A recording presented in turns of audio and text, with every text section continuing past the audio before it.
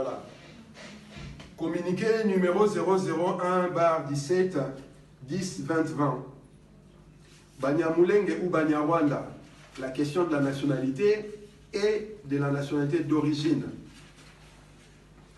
Tout ce qu'il y a à comprendre dans cette affaire réside sur la question de la nationalité congolaise d'origine et non seulement de la nationalité congolaise tout court. Cette affaire démontre clairement la supercherie que certains veulent imposer aux Congolais alors que les faits sont à la disposition de tous. Lorsque nous parlons de la nationalité d'origine, il nous est important de mettre l'accent sur la question des terres ancestrales. En parlant des terres ancestrales, celle-ci nous renvoie directement aux droits de propriété ou encore aux droits des premiers occupants. Nous parlons des premiers occupants en relation avec ceux qui étaient là lors de la création de l'État indépendant du Congo, l'actuelle République démocratique du Congo. Cette option nous invite à questionner ceux qui ont créé ces pays, c'est-à-dire Stanley, Léopold II et la conférence de Berlin en 1885 pour obtenir de bonnes réponses. Nous avons appris, d'après l'histoire et les archives belges, que c'est Stanley qui a dessiné la carte de l'actuelle RDC, après avoir sillonné l'Est à l'Ouest et l'Ouest à l'Est de ces territoires. Dans son parcours, il a consulté les chefs des terres de l'époque qui étaient constitués des chefs des clans, chefs des tribus, chefs coutumiers. Ces derniers ont montré à l'explorateur où se limitaient leurs terres tout en signant des documents qu'ils n'ont compris l'essence, mais qui ont octroyé aux souverains belges la possession de leur territoire. Grâce à ces limites, Stanley a pu dessiner la carte de ce qui est devenu la République démocratique du Congo en 1960, mais qui au départ, en 1885, s'est fait appeler État indépendant du Congo.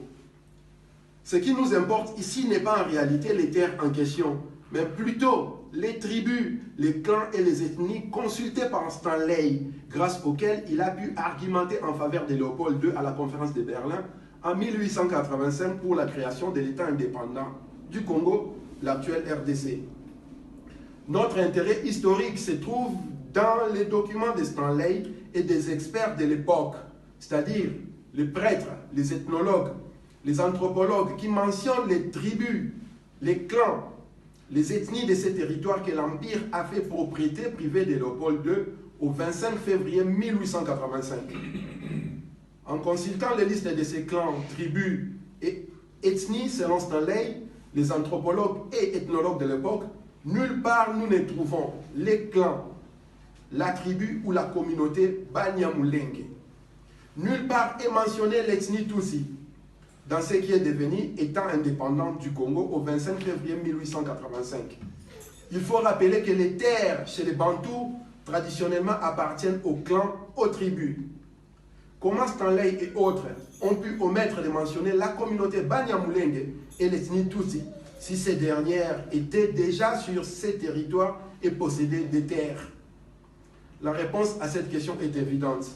Lorsque Stanley et autres agents de l'expansionnisme occidental ont fait le tour de ce qui est devenu l'État indépendant du Congo, propriété privée de Léopold II, à la conférence de Berlin au 25 février 1885, il n'existait pas sur ces territoires un clan, une tribu, une communauté Banyamulenge ou une ethnie Tutsi qui possédait des terres au Congo.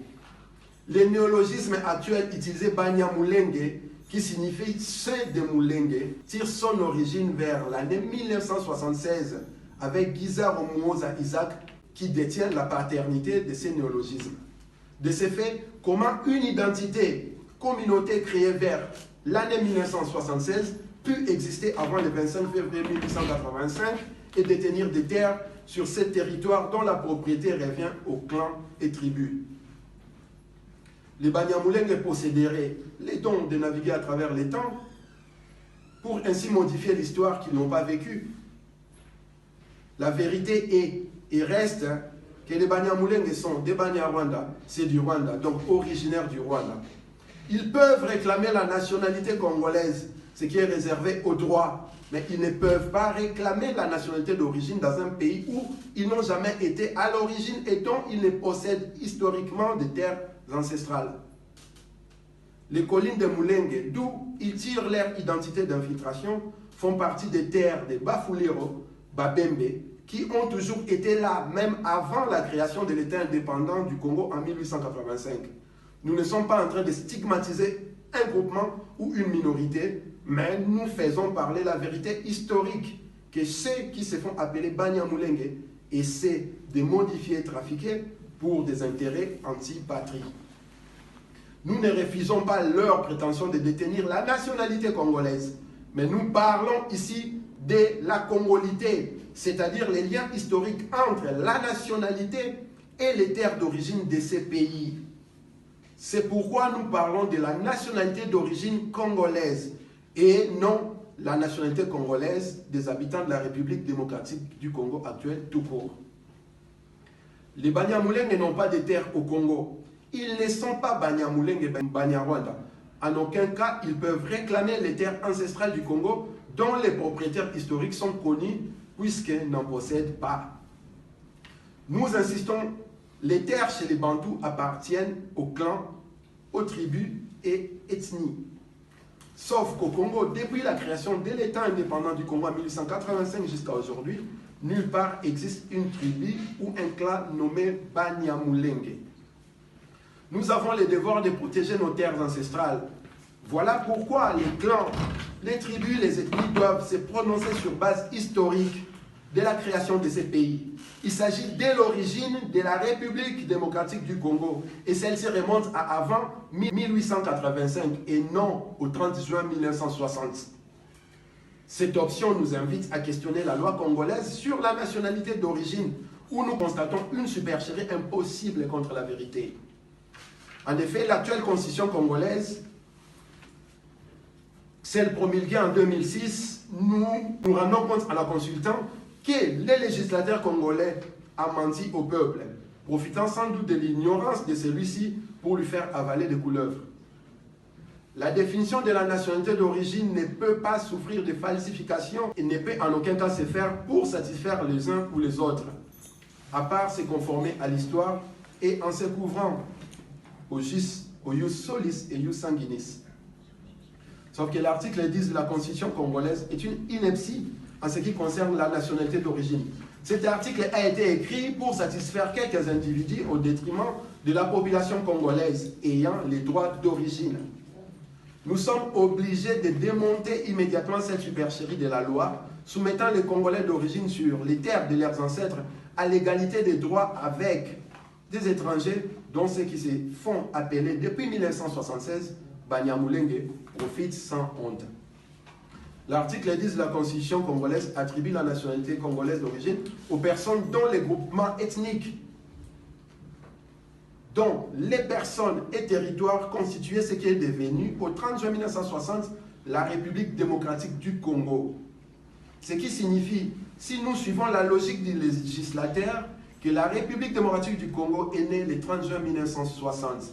Alors que l'histoire nous apprend que ce qui est devenu République démocratique du Congo le 30 juin 1960 est né à la conférence du Berlin sous le nom de l'État indépendant du Congo en 1885.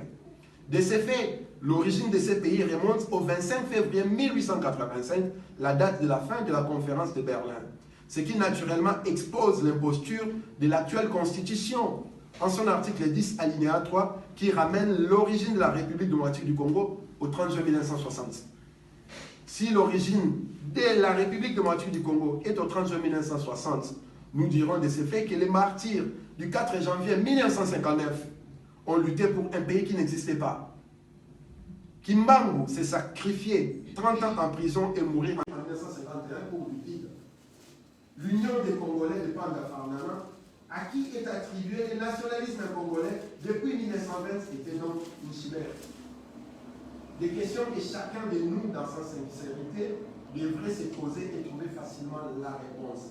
De ce qui précède, nous réalisons que ceux qui ont écrit l'actuelle constitution de la République démocratique du Congo, en tout cas pour certains articles, ont fait exprès d'exposer l'originalité de la nationalité congolaise aux prédateurs exogènes à l'origine de ces pays. Comment un pays créé en 1885 peut donner son origine en 1960? Comment tous ces juristes, professeurs de droit, ont pu laisser passer une telle erreur? En réalité, ce ne fut pas une erreur, mais une volonté délibérée ayant pour but de donner des droits régaliens aux étrangers et précisément ceux qui réclament aujourd'hui des terres qu'ils n'ont jamais possédées au Congo.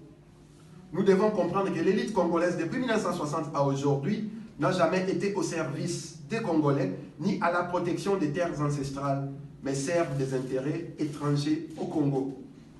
Les questions que nous exposons ici ne sont en aucun cas un refus de la nationalité à une minorité, encore moins un appel à une quelconque haine contre quiconque. Il s'agit pour nous de relater la vérité historique qu'une certaine minorité essaie de travestir pour des raisons qu'elle seule peut expliquer, en se victimisant pour avoir la sympathie de la soi-disant communauté internationale qui ne cesse de couvrir ces mensonges on ne peut plus longtemps. Le cas Banyamulenge est une situation que nous devons régler sans émotion ni peur, pour la simple raison qu'il s'agit de notre histoire, de nos droits sur nos terres ancestrales, mais par-dessus tout, du futur de notre descendance. Les Banyamulenge ne peuvent exiger la nationalité congolaise d'origine pour la simple raison qu'en 1885, lors de la création de ces pays, ils n'étaient pas et ne possédaient pas de terres dans ce qui est devenu État indépendant du Congo. Raison pour laquelle ils se font appeler aujourd'hui communauté, mais pas une tribu, puisque même le nom de Mulenge qu'ils portent est celui d'un chef bantou qui n'est pas leur ancêtre. Posez-leur la question, ils sont de quelle tribu, de quelle ethnie, et où étaient les terres de leurs ancêtres à la création de l'État indépendant du Congo en 1885? Et vous comprendrez simplement que tous ces bruits qu'ils font sont dans le seul but de faire passer leur Ubwenge. Que les ancêtres méritants bénissent la nation Congo. Fait à Paris le 17 octobre 2020 pour Kintwa Dibena Congo, Nganga Kwatizoro Bilel. Ingeta.